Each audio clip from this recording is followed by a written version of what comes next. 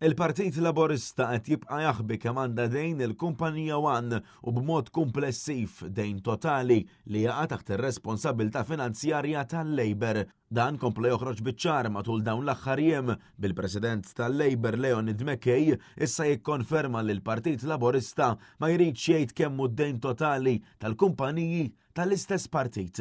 Fuq il-BBS il-ġimgħa fil-għaxija waqt dan l-istess programm, is-Segretarju Ġenerali tal-Partit Nazzjonalista Charles Bonello tkellem dwar kif il-Partit Nazzjonalista dejjem kien trasparenti mal-poplu kollu, dan anki għal fatt li l-amministrazzjonijiet tal-Partit Nazzjonalista dejjem baxxew rashom f'ġieħi trasparenza u kienu onesti fuq is-sitwazzjoni finanzjarja. Iżda il-Partit Laburista irid ikompli jaħbi bil-President tal-Labor Leonid Mackay spiċċa daru mal-ħajt meta ġie pressat minn Charles Bonello dwar il-veru ċifri ta' miljuni ta' dejn illi għandu Super One.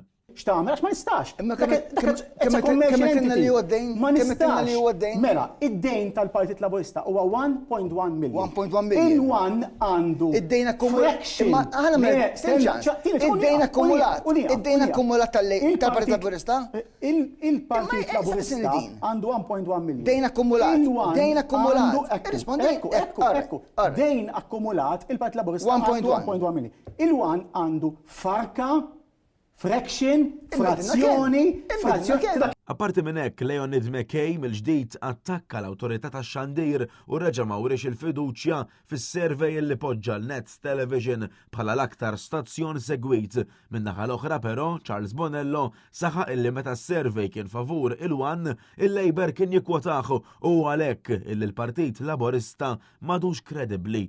Intant pressat seħan sitra mill-preżentatur dwar kemm hu d-dejn komprensiv tal-Partit Laburista u l-obbligi finanzjarji tal-One, Leonid Mackay spiċċa jgħid li mhux ser jitkellem fuq id-dejn tal-istess Super One fuq dan il-programm. 1.1 huma tal-Partit Laburista. Issa l-oħrajn tal-medja stakom kemm hu bejtu ieħor? 10 miljuni, 5 miljuni, 100 miljun kemm huma? Qed nitkellmu ħanerġa' ngħid fuq entità li hija kummerċjali. Entità kummerċjali mhux ħanoqgħod niġi hawnhekk jiena u nqabbel da sitwazzjoni kompletament differenti. Qed nitkellem fuq il-Partit Laburista.